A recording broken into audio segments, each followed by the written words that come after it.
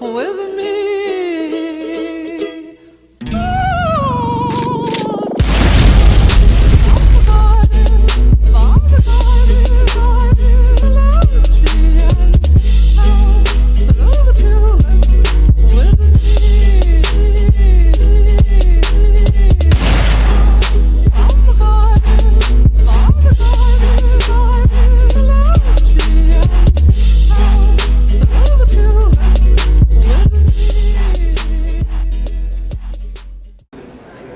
Oh, didn't see it there.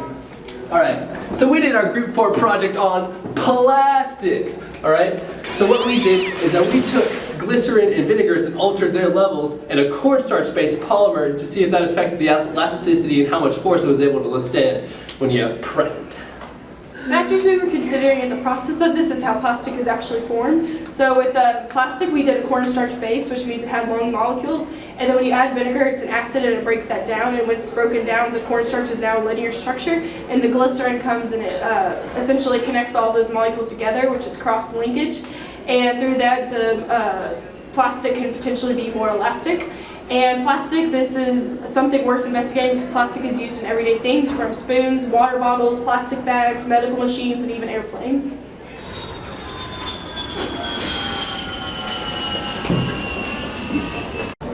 So the problems that we had during our experiment were that we had to put it in the oven so it could dry, but when we put it in, it started cracking.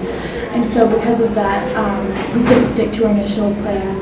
So we had to just stick our finger in it to test the force instead.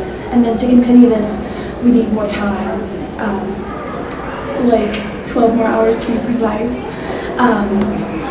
to make the plastic more consistent and let it dry. To create our plastic, we used vinegar, glycerin, cornstarch, and water, mix it into a pot with food coloring, and put that pot on a hot plate and mix that until it was a gel-like substance.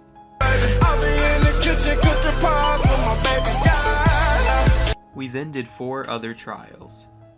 We added more glycerin so that there was a medium concentration of glycerin and a heavy concentration of glycerin compared to our control group.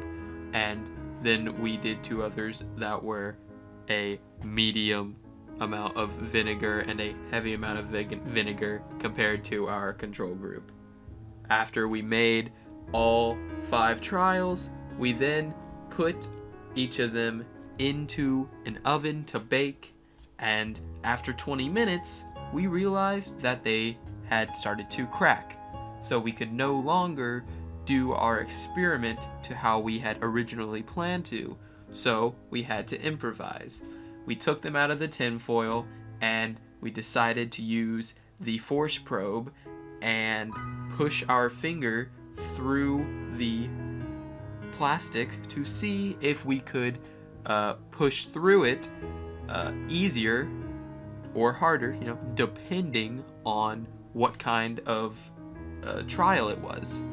And our results show which trials made it easier and which ones made it harder to push through, and we were able to tell this by the force that the force probe said we were pushing on with our finger.